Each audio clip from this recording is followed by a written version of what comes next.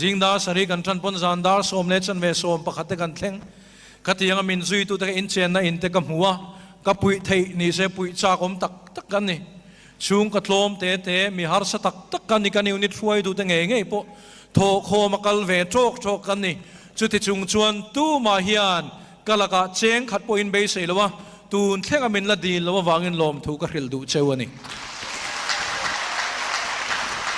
tu ma hian ka beng khriata kan lo tling ve ni chuan pute te ka fanui thun vengo ka fapai thun vengo tiemo contract kan lo thok venga kanin kan sa venga lir thei kan le venga ti hoi zonga tong kam min fa pakhat ma November nili zan thleng hian ka benga hian kan unit huai tu tele kan block huai tu te tanga ka tanga ala lu lo kala hriat lo wangin in thin in zawai chunga thin lung takin lom thu ka soyani zanina hian ole tu na chuan pute te a marina unit huai tu te block huai tu te chung kot lom te te thô khom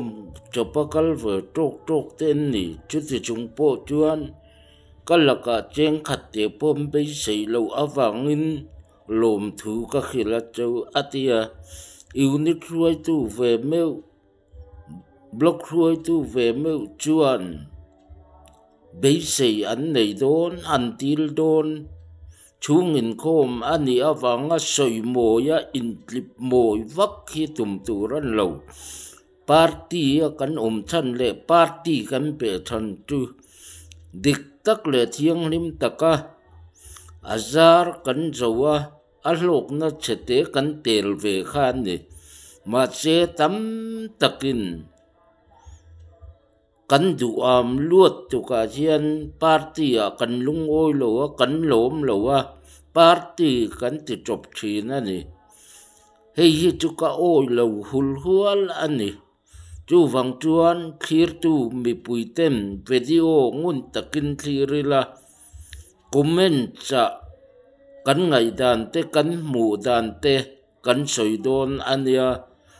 viewer te like lo te min lo like saka min lo share saka min lo comment saka sub lo te na min lo sub sak turim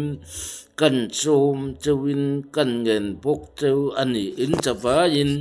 zanin hun man nuam bye bye vekule